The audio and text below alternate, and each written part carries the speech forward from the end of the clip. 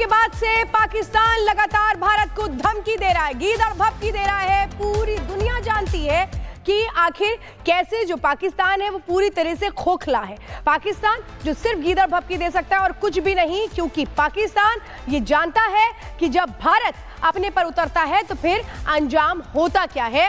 और अब जिस तरह से बड़ी डील हुई है राफेल की, ये बता रही है कि भारत की तैयारियां कितनी पुख्ता है। एक रिपोर्ट देखिए।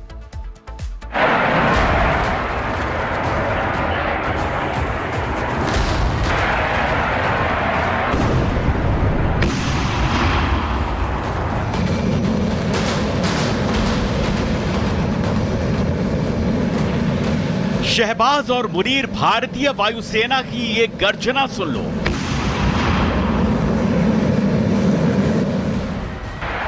Rafale, Jaguar, Sukhoi, MiG, Mirage, हर किसी का मुंह बस तुम्हारी तरफ ही है।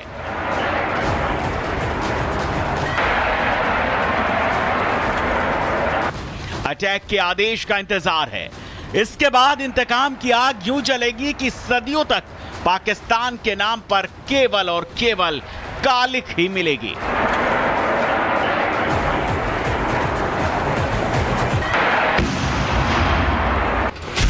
भारत के पास 2229 एयरक्राफ्ट का बेड़ा है। इनमें से 600 फाइटर जेट हैं, 899 हेलीकॉप्टर और 831 सपोर्ट एयरक्राफ्ट हैं। भारतीय वायुसेना के पास ऐसे फाइटर जेट हैं जिनके हुंकार से पाकिस्तान के कान के पर्दे फट जाएंगे।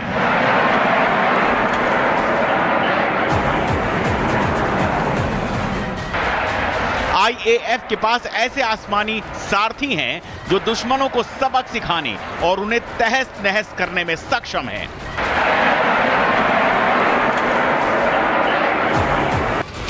आसमान में गरजता राफेल 2222 किलोमीटर प्रति घंटे की रफ्तार से चक्कर लगाता है। 60 सेकंड में 2500 राउंड गोलियां दागने की ताकत इसे बेहद घातक बनाती है। ये परमाणु अस्त्र ले जाने में सक्षम है। भारत के पास अभी 36 राफेल विमान हैं और एक नई डील फाइनल है, जिसके बाद राफेल का कुनबा और बड़ा हो जाएगा। Air to air, air to ground और समुद्री मिशनों में सक्षम सुखोई 30 भारत का गौरव है। मैक 2.0 की रफ्तार से उड़ता है। 3000 किलोमीटर तक ऑपरेशनल रेंज है। 12 हार्ड पॉइंट से शत्रु पर अटैक करता है। राफेल के साथ साथ आसमान में जब सुखोई एक साथ गरजता है तो बड़े से बड़े शत्रु भी कांपने लगते हैं।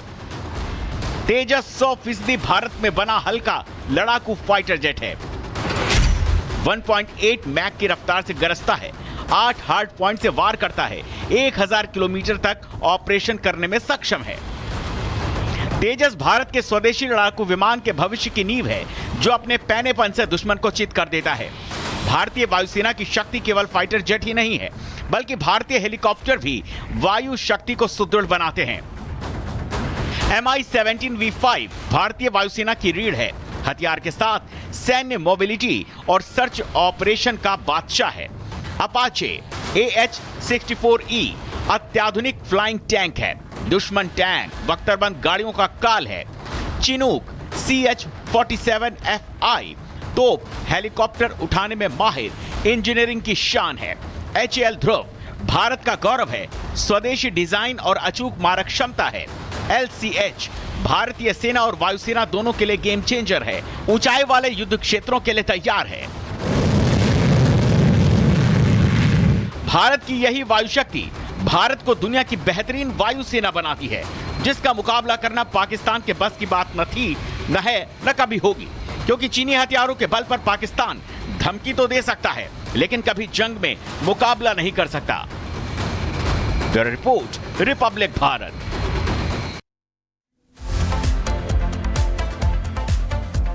बढ़ते आगे, बीएसएफ के अल्टीमेटम के बाद से अटारी बॉर्डर से सटे गांव में खेतों से फसलें हटाई जा रही हैं और इसको लेकर ऐलान भी किया गया था।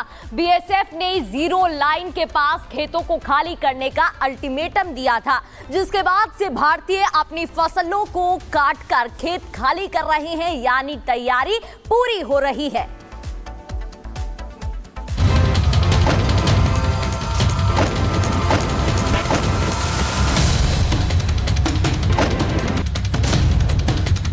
पहलगाम में आतंकियों की कायराना हरकत के बाद भारत और पाकिस्तान के बीच तनाव बना हुआ है और उतना ही तनाव दोनों देशों की बॉर्डर पर भी देखा जा रहा है।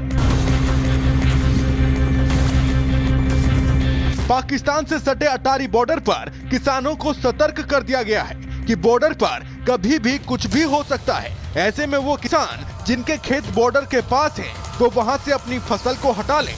मैं इस वक्त जीरो लाइन से बिल्कुल 100 से 200 मीटर की दूरी होगी। यहाँ मेरे पीछे आप फेंसिंग देख सकते हैं। जो सिक्योरिटी अरेंजमेंट है वो तो बढ़ा ही दिया गया है। साथ ही साथ जो गांव के लोग हैं उन्होंने अपनी फसलों को हटा लिया है। यहाँ ये शेरा गांव यहाँ पड़ता है इस बॉर्डर के ठीक नज़दीक में, और शेरा गांव के लोगों ने अपनी फसलों को हटा लिया है। इस बॉर्डर के इलाके को एक तरह से पूरा खाली कराने की तैयारी है। यह अटारी बॉर्डर पर जीरो लाइन से महज कुछ मीटर की दूरी पर स्थित खुर्द गांव है, जहां के किसानों ने खेत से अपनी फसलों को हटा लिया है और जो फसलें बची हैं उन्हें भी हटाने का काम तेजी से किया जा रहा है। गांव के गुरुद्वारों से भी ये संदेश जारी कर दिया गया है जिससे किसानों को फसल का नुकसान न हो।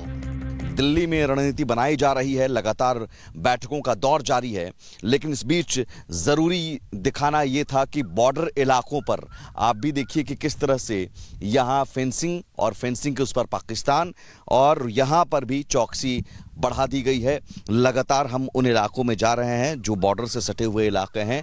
हर जगह पर गांव के लोगों से भी बात कर रहे हैं। गांव के लोग भी पूछ रहे हैं कि क्या होगा क्या होगा। सबके जहन में यही बात है कि अब क्या होगा आगे, लेकिन जो भी होगा पाकिस्तान के लिए बहुत बुरा होगा। किसान अपनी फसलों को हटा रहे हैं और खेत को खाली कर रहे हैं जिससे बॉर्डर पर दुश्मन सैनिकों की हरकत पर नजर रखी जा सके। इससे पहले भारत सरकार ने पाकिस्तानी नागरिकों को भारत छोड़ने का आदेश दिया था, जिसके बाद से ही अटारी बॉर्डर पर पाकिस्तान जाने वाले लोगों की भारी भीड़ देखने को मिली थी, क्योंकि भारत ने पाकिस्तानियों को अपने वतन वापस जाने के लिए 27 अप्रैल तक का अल्टीमेटम दिया था। बॉर्डर पर दोनों ही देशों की सेनाएं अलर्ट हैं। भारतीय सेना की ओर से भी कुछ तैयारियां की जा रही हैं, जो बताने के लिए काफी है कि पहलगाम हमले के जवाब में कुछ बड़ा होने वाला है, लेकिन क्या इसका किसी को अंदाजा नहीं है। Bureau report, Republic Bharat.